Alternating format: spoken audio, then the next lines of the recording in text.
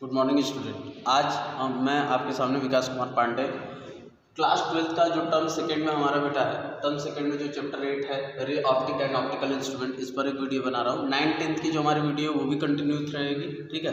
और साथ में हम लोग 11th-12th की वीडियो पर भी अब अप्रोच करने जा रहे हैं। कुछ बच्चों के कमेंट्स आ रहे थे कि सर 12th के टर्म सेकेंड के पूरे चैप्टर की वीडियो बनाइए, तो उसके लिए हम लोग अब एक नया इनिशिएटिव लेते हुए टर्म सेकेंड का सबसे पहली चीज़ क्या है बेटा कि हमें रे ऑप्टिक्स, ठीक है। तो रे ऑप्टिक्स से पहले हमको ये जानना जरूरी है कि ऑप्टिक्स है क्या, ठीक है। जैसा कि आप लोगों को पता है बेटा कि आप लोगों ने क्लास 10th में बहुत अच्छे से लाइट चैप्टर को पढ़ा है, ठीक है। तो लाइट चैप्टर को पढ़ा है, तो लाइट क्या है, लाइट है क्या, ठीक है। तो हम लोग क्या कहते हैं कि लाइट क्या है, कि लाइट वो है जिसके थ्रू हम किसी ऑब्जेक्ट को देखते हैं, ठीक है बेटा। हम आंखों से किसी ऑब्जेक्ट को नहीं देखते, हम लाइट के थ्रू किसी ऑब्जेक्ट को देखते हैं। अगर आंखों के थ्रू हम ऑब्जेक्ट को देखते तो हमारे आंखों के अंदर कुछ ऐसी लाइट रहती है कि अंधेरे में भी हमें चीज़ें दिखाई देती हैं, ठीक है। लेकिन हम लाइट के थ्रू क्या करते हैं, ऑब्जेक्ट को देखते हैं। फिर उसके बाद थोड़ा सा और 10th क्लास को थोड़ा सा याद करते हुए चले, तो लाइट के बारे में हम लोग को क्या बताया गया था कि लाइट के बारे में ये हम लोग को बताया गया था कि लाइट है ड्यूल नेचर। कौन सा नेचर होता है, ड्यूल नेचर। अब आप कहोगे कि सर ये ड्यूल नेचर क्या है, ठीक है। तो ड्यूल नेचर क्या है, तो ड्यूल नेचर का मतलब है कि लाइट क्या था हमारे पास, electromagnetic wave as well as particle nature को फॉलो करता है।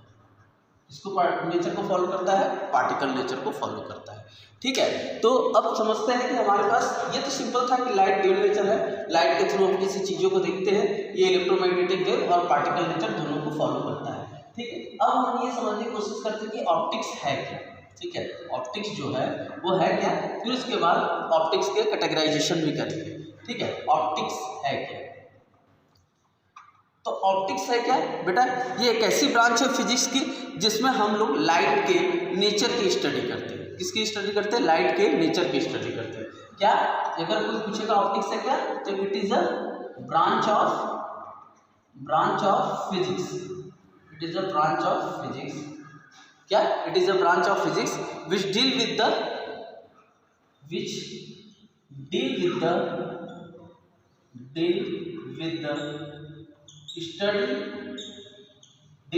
स्टडी ऑफ नेचर, ठीक है। स्टडी ऑफ नेचर, ठीक है। नेचर की जो स्टडी करे, ठीक है, या लाइट की जो स्टडी करे, वो हम लोग इसको ऑप्टिक्स में बोलते हैं, ठीक है। तो ऑप्टिक्स जो है उसको दो कैटेगरी में डिवाइड किया गया था। कितनी कैटेगरी में डिवाइड किया गया था, दो कैटेगरी में डिवाइड किया गया था, ठीक है। कौन कौन सी ऑप्टिक्स है हमारे पास, ठीक है। ऑप्टिक्स को कितने कैटेगरी में डिवाइड किया गया, तो दो कैटेगरी में डिवाइड किया गया। पहली कौन सी कैटेगरी बोली गई थी, पहली कैटेगरी का नाम लिया गया था रे और जियोमेट्रिकल ऑप्टिक्स। कौन सी ऑप्टिक्स, रे और जियोमेट्रिकल ऑप्टिक्स, ठीक है। जहां हम लोग किसकी स्टडी कर रहे हैं बेटा, फिजिक्स में जिसकी स्टडी ऑफ नेचर की स्टडी कर रहे हैं। भाई लाइट क्या है, नेचर के थ्रू मिला हुआ है ना। तो जब हम लोग नेचर की जो स्टडी कर रहे हैं, जो लाइट है वो नेचुरल है, ठीक है। वो कोई हमने अपने से नहीं सन को बना रखा है, ठीक है।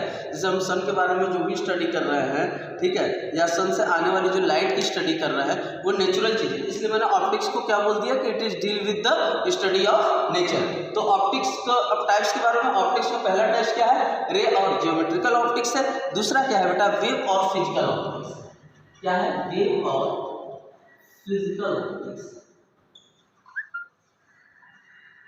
वेव और फिजिकल ऑप्टिक्स, ठीक है। अब देखिए हम लोग को पढ़ना क्या है बेटा, हम लोग को पढ़ना है रे और जियोमेट्रिकल ऑप्टिक्स। किसको पढ़ना है, रे और जियोमेट्रिकल ऑप्टिक्स। तो सबसे पहली चीज रे और जियोमेट्रिकल ऑप्टिक्स क्या है, वेव और फिजिकल ऑप्टिक्स। दोनों को समझने के बाद जो है हम लोग आगे की तरफ चलेंगे कि रे ऑप्टिक्स हमारे पास क्या है और उस ऑप्टिकल इंस्ट्रूमेंट क्या है, और रे ऑप्टिक्स में कौन कौन से टॉपिक है और कौन हमारे एग्जाम के लिए बहुत ज़्यादा इंपॉर्टेंट हो सकते हैं। उन सब कंसर्न को हम आगे लेते हुए आगे बढ़ेंगे, ठीक है। तो हमारे पास क्या है कि रे और ज्योमेट्रिकल ऑप्टिक्स की अगर मैं बात करूं तो ये किससे कंसर्न करता है बेटा, ये कंसर्न करता है लाइट के पार्टिकल नेचर की वजह से, पार्टिकल नेचर को, ठीक है। लाइट के किस नेचर को शो करता है, ये लाइट के ये पार्टिकल नेचर को शो करता है। यानी कि रे ऑप्टिक्स को हम किससे कंसर्न करते हैं, लाइट का पार्टिकल नेचर। किसका नेचर, लाइट का पार्टिकल नेचर। बेटा जैसा कि हम लोगों को पता है कि लाइट जो होती है वो ड्यूल नेचर होती है, एक इलेक्ट्रोमैग्नेटिक वेव होती है और दूसरी हमारे पास क्या होती है, दूसरी हमारे पास पार्टिकल नेचर की होती है। ठीक है, तो पार्टिकल नेचर का होने का मतलब क्या है कि लाइट जो हमारे पास जो प्रोपोगेट करती है वो रेक्टिलिनियर करती है। लाइट्स के कौन कौन सी चीज़ें हमें दिखाई देती है, लाइट्स की जनरली पार्टिकल नेचर के कारण हमें मेनली जो दिखाई देता है वो क्या दिखाई देता है, रिफ्लेक्शन दिखाई देता है और क्या दिखाई देता है, रिफ्रैक्शन दिखाई देता है। यानी कि जो लॉ है रिफ्लेक्शन के और रिफ्रैक्शन के वो किसकी वजह से है, वो रे या ज्योमेट्रिकल ऑप्टिक्स की वजह से।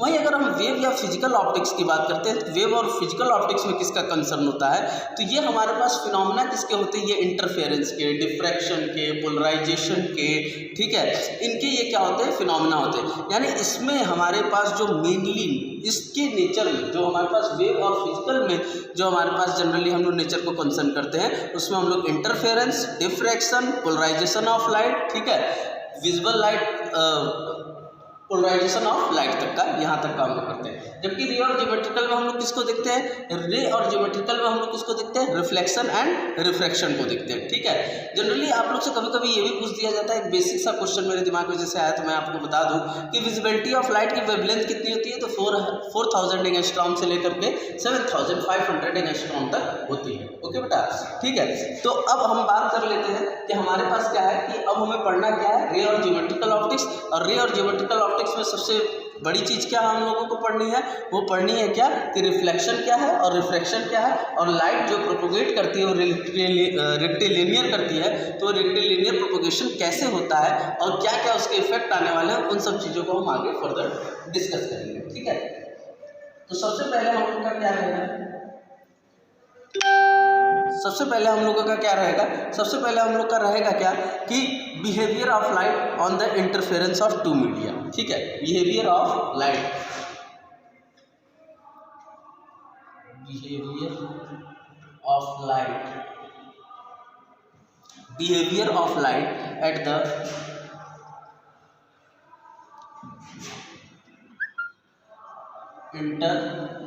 Behaviour of light at the interface of two medium,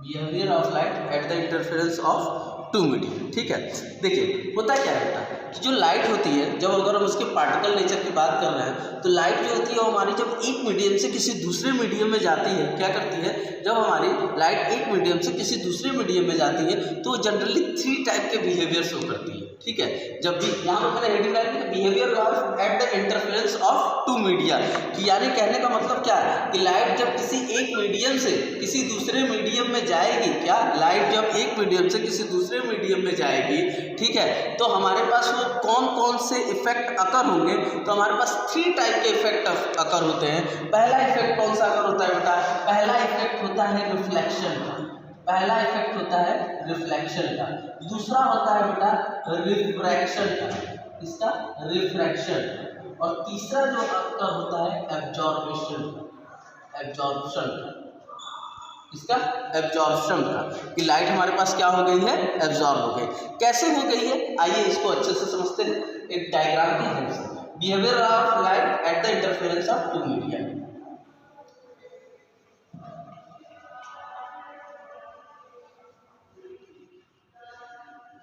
देखिए बेटा, जैसे एक डायग्राम के थ्रू मैं आपको समझाने की कोशिश करूँ, ठीक है, कि पहला हमारे पास पॉइंट क्या अकर होगा, पहला हमारे पास पॉइंट जो अकर होगा कि सपोज अगर कोई लाइट हमारे पास किसी एक मीडियम से किसी दूसरे मीडियम पर इंटरफेरेंस कर रही है, तो उसमें क्या हमारे पास मेनली देखे जाए तो 2 ही आते हैं। ठीक है, लेकिन हम 3 को क्यों लेकर के चल रहे हैं उसको भी समझाने की इस वजह से ज़रूरत है कि क्या होगा कि हमारे पास कि अगर लाइट किसी एक मीडियम से दूसरे मीडियम में आए, जैसे मान लिया कि हमारे पास ये कोई एक ऑब्जेक्ट है, ठीक है, थोड़ा सा 3D में लेकर चलता हूँ मैं आपको, ठीक है, कि कोई ये एक ऑब्जेक्ट था, ठीक है, ये कोई एक ऑब्जेक्ट है, ठीक है, ऐसे समझ लेते हैं कोई ऑब्जेक्ट है, ठीक है, और हो क्या रहा है कि इस ऑब्जेक्ट पर एक वजह से नॉर्मल लाइट चलती है। ठीक है, अब हो क्या रहा है बेटा कि इस लाइट पर, इस ऑब्जेक्ट पर एक लाइट इंसिडेंट, क्या हो रही है, लाइट इंसिडेंट है। ठीक है, और ये एक नॉर्मल लाइन है, इस नॉर्मल लाइन से जो एंगल बना रहा है वो एंगल ऑफ इंसिडेंस है। ठीक है। तो इसमें पहला क्या कंडीशन होगा, पहला ये कंडीशन होगा कि जब भी लाइट किसी एक मीडियम से, ये क्या है जो एयर है वो क्या है मीडियम फर्स्ट, और ये ऑब्जेक्ट क्या है मीडियम सेकेंड, और ये जो सरफेस आपको दिख रहा है वो रिफ्लेक्टिंग सरफेस है, वो क्या है रिफ्लेक्टिंग सरफेस है। तो इसमें क्या होगा कि दो घटनाएं घटेंगी। पहली घटना क्या घटेगी, पहला इवेंट क्या हैपन होगा कि लाइट जैसे ही हमारे पास आ रही है, लाइट जैसे ही आ रही है तो वो क्या होगी एज इट इज से एंगल बनाते हुए पास होगी, ठीक है। ये क्या है रिफ्लेक्शन। रिफ्लेक्शन में क्या कहा गया था, bounce back of light. Simply अगर रिफ्लेक्शन की हम लोग बात करें तो रिफ्लेक्शन करता क्या है कि बाउंस बैक ऑफ लाइट, यानी कि लाइट हमारे पास किसी एक मीडियम से किसी दूसरे मीडियम में आ रही है या किसी ऐसे प्लेन सरफेस पर टकरा रही है, क्योंकि प्लेन सरफेस पर टकरा रही है तो जिस एंगल से टकराएगी उसी एंगल में वापस हो जाएगी। ये हमारे पास लॉ ऑफ रिफ्लेक्शन में भी है जो हम आगे पढ़ने वाले हैं। और ये सरफेस कैसा है, प्लेन सरफेस है, रेगुलर सरफेस है। इस वजह से ये 10th क्लास में हम लोगों ने अच्छे से कॉन्सेप्ट पढ़ा है कि रिफ्लेक्शन है क्या, इसलिए मैं रिफ्लेक्शन पे ज़्यादा नहीं जोर दे रहा हूँ कि क्या जब हमारे पास लाइट क्या होगी कि किसी एक मीडियम से किसी दूसरे मीडियम में आएगी और वो किसी सरफेस पर टकराएगी तो सेम एंगल बनाते हुए बाउंस बैक हो जाएगी, वो हमारा क्या कहलाएगा रिफ्लेक्शन ऑफ लाइट कहलाएगा। दूसरा इवेंट क्या है होगा कि यही रे ऑफ लाइट हमारे पास गई है, क्या यही रे ऑफ लाइट गई है, और जैसे ये एक मीडियम से दूसरे मीडियम में जाएगी, एक मीडियम से दूसरे मीडियम में जाएगी तो थोड़ी सी बेंड, थोड़ी सी क्या होगी बेंड। और बेंडिंग ऑफ लाइट ही क्या कहलाता है बेटा, इसको आप बेंडिंग ऑफ लाइट, ये रिफ्लेक्शन लिखिए, ठीक है। बेंडिंग ऑफ लाइट ही क्या कहलाता है बेटा, बेंडिंग ऑफ लाइट ही कहलाता है रिफ्रैक्शन। बेंडिंग ऑफ लाइट ही क्या कहलाता है रिफ्रैक्शन। थोड़ा सा रिफ्रैक्शन के कॉन्सेप्ट को डिटेल में समझते हैं, ठीक है। ये रिफ्रैक्शन है क्या बेटा, सिंपली हम लोगों ने 10th में पढ़ा हुआ है कि रिफ्रैक्शन जो है वो बेंडिंग ऑफ लाइट है। वो क्या है बेंडिंग ऑफ लाइट, ठीक है।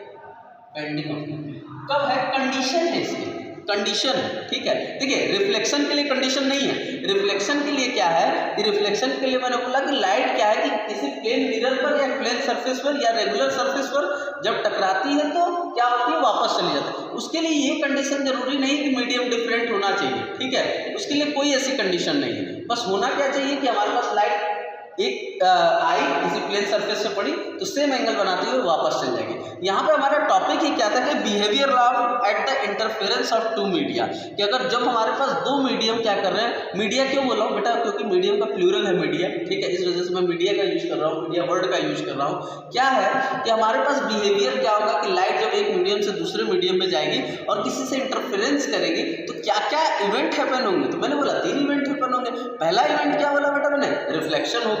दूसरा इवेंट क्या बोला मैंने बेटा, रिफ्रैक्शन होगा। तीसरा इवेंट क्या बोला, एब्जॉर्प्शन होगा।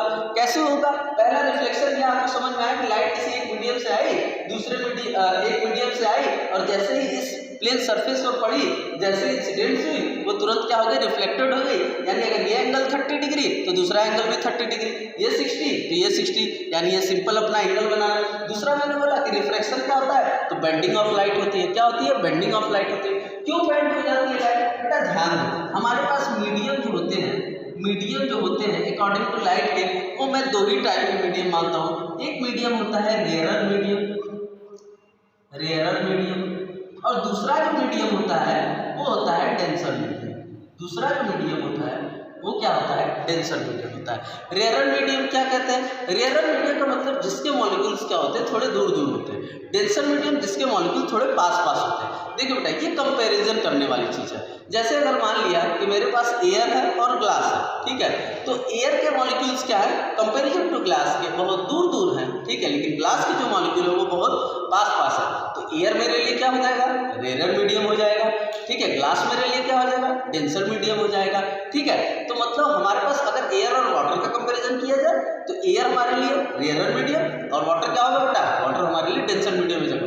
क्यों, तो आप तुरंत कह दोगे क्या कि सर एयर में मॉलिक्यूल्स दूर दूर हैं और वाटर में मॉलिक्यूल्स क्या है, पास पास है, इसलिए से वो डेंसर मीडियम है, ठीक है। लेकिन अगर वही हम क्या बात करें, ग्लास की बात करें, ठीक है, और वाटर की बात करें तो ग्लास के मॉलिक्यूल वाटर के कंपैरिजन में बहुत पास पास, तो वो डेंसर मीडियम, और वाटर के मॉलिक्यूल्स क्या है, दूर दूर है, इस वजह से वो क्या हो जाएगा, रेयरर मीडियम हो जाएगा। ओके बेटा, तो हमारे पास क्या होगा कि रिफ्रैक्शन क्यों होगा, जैसे एक दिमाग में क्वेश्चन है कि सर यार रिफ्रैक्शन क्यों होगा बेटा, जब हमारे पास किसी एक मीडियम से किसी दूसरे मीडियम में लाइट गई तो पहले मीडियम में क्या थी, लाइट एकदम फ्री चल रही थी। क्यों? क्योंकि कोई भीड़ ही नहीं थी, एकदम भीड़ नहीं था, एयर में एकदम फ्री चलते हुए अपना जा रहा था, ठीक है। लेकिन जैसे कि दूसरे मीडियम में आया, वहाँ डेंसिटी बढ़ गई, वहाँ डेंसर हो गया, यानी मॉलिक्यूल बहुत पास पास आ गया, भीड़ हो गई। तो अब भीड़ में आप कभी भी चलते हो तो कभी ऐसा होता है क्या कि बहुत तेज चलना स्टार्ट कर दे, नहीं, आप क्या हो जाते हैं, थोड़े से स्लो हो जाते हो। और जैसे ही स्लो हो गए तो आपकी डायरेक्शन जो जा रही थी ना, उससे थोड़ी सी क्या हो जाएगी, बेंट हो जाएगी। तो ये क्या हुआ, ये लाइट महाशय थे, ये बड़ी तेजी से चले आ रहे थे, मुझे तो कोई नहीं रोक सकता है। इसने कहा आ बताता हूँ तुझे, ठीक है। जैसे ये डेंसर मीडियम में आया तुरंत ये क्या हो गया, बेंड हो गया। और बेंट ऑफ लाइट ही क्या कहलाता है, रिफ्रैक्शन ऑफ लाइट कहलाता है। तो यहाँ से हमने दो कंडीशन समझे, क्या कि behaviour of light at the interference of two media, कि बिहेवियर क्या होगा अगर लाइट हमारे पास दो इंटरफेरेंस में दो मीडियम में अगर हमारा इंटरफेरेंस करे तो हमारा बिहेवियर क्या होगा। पहला होगा रिफ्लेक्शन, बता दिया अच्छे से। दूसरा बताया मैंने क्या, रिफ्रैक्शन होगा।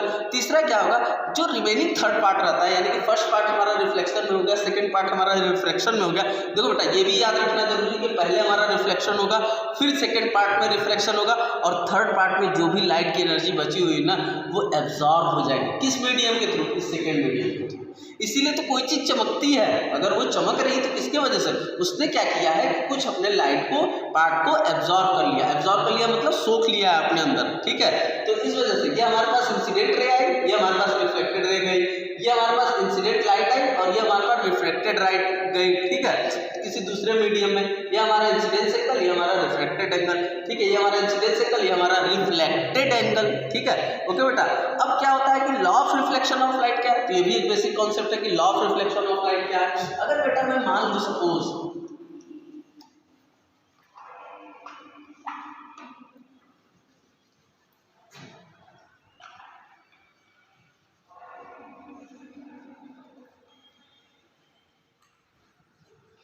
अगर बेटा मैं मान लूँ सपोज कि हमारे पास रिफ्लेक्शन ऑफ लाइट को समझना है, तो रिफ्लेक्शन ऑफ लाइट के लिए क्या हम लोगों ने बोला, bounce back of light, that is called the reflection of light. ये कोई प्लेन सरफेस था, ये रेगुलर सरफेस। देखो बेटा सरफेस भी दो टाइप के होते हैं, रेगुलर होता है, दूसरा क्या होता है, इरेगुलर होता है। रेगुलर जिसमें पोरोसिटी मतलब कि छेद, ठीक है, रफनेस जो बहुत ही कम रहे उसको बोला जाता है रेगुलर सरफेस, जिसमें रफनेस ज़्यादा है वो इरेगुलर सरफेस। तो ये कोई रेगुलर सरफेस था। अब इसमें क्या होगा कि कोई एक लाइट स्ट्राइक करती है, क्या होती है, लाइट। जो लाइट आती है उसको बोलते हैं इंसिडेंट रे, उसको क्या बोलते हैं बेटा, इंसिडेंट रे। और जैसे ही लाइट रेगुलर सरफेस पर पड़ती है सेम टू सेम ऐसे ही वापस चली जाती है, तो इसको बोला जाता है रिफ्लेक्टेड रे। रिफ्लेक्टेड रे, इसको क्या बोलते हैं, रिफ्लेक्टेड रे। अगर इन दोनों के बीच में एक नॉर्मल लाइन खींच दिया जाए, इन दोनों के बीच में एक नॉर्मल लाइन खींच दिया जाए, तो इससे जो एंगल बनेगा उसको बोला जाता है एंगल आई, यानी ये इंसिडेंस एंगल है, और ये बोला जाता है रिफ्लेक्टेड एंगल। यानी एंगल आई जो है वो क्या है, इंसिडेंट एंगल। एंगल आर क्या है, रिफ्लेक्टेड एंगल, रिफ्लेक्टेड एंगल, ठीक है। तो लॉ ऑफ रिफ्लेक्शन क्या कहता है, लॉ ऑफ रिफ्लेक्शन कहता है कि इंसिडेंट रे, ठीक है, और रिफ्लेक्टेड रे। तो लॉ ऑफ रिफ्लेक्शन कहेगा जो इंसिडेंस एंगल है और जो रिफ्लेक्टेड एंगल है वो दोनों बराबर है, वो दोनों क्या होंगे, बराबर। यानी angle incidence angle I equals to incidence reflected angle are equal. फिर उसके बाद बोला क्या, क्या न्यूटन्स ने दो ला दिए थे रिफ्लेक्शन के। पहला ये दिया था इंसिडेंस एंगल और रिफ्लेक्टेड एंगल इक्वल होंगे, ठीक है। फिर दूसरा लॉ ये दिया था कि अगर कोई इंसिडेंट रे है, ठीक है, और कोई रिफ्लेक्टेड रे है, और जो ये नॉर्मल लाइन है एनएल, ठीक है, ये जो नॉर्मल लाइन है ये तीनों के तीनों किसी एक ही प्लेन पे होंगे, और जिस प्लेन पर मिलते होंगे, जिस प्लेन या जिस पॉइंट पर मिलते होंगे उस पॉइंट को बोला जाता है point of incidence, point of incidence. क्योंकि एक से ज़्यादा लाइनें गिर रही है इस वजह से इसका नाम इंसिडेंस है, इंसिडेंट नहीं है, ठीक है। तो हमारे पास क्या होगा कि incident ray, reflected ray, normal line तीनों की तीनों एक प्लेन पर हैं, प्लेन पर होनी चाहिए। ये न्यूटन ने अपने लॉ ऑफ रिफ्लेक्शन में दिया था। तो यहाँ तक तो हम लोगों ने अभी तक बेसिक पढ़ा हुआ है। नेक्स्ट क्लास में हम लोग पढ़ेंगे कि स्फेरिकल मिरर और उनकी जो आगे की प्रॉपर्टीज रहेगी उनको पूरा एक क्लास में एक लेंथी लेक्चर बना करके आप लोग के सामने मैं लाऊंगा। सो आज के लिए थैंक यू। आगे की वीडियो देखने के लिए आप लाइक करते रहिए, सब्सक्राइब करते रहिए और प्लीज़ शेयर भी करते रहिए। Thank you class.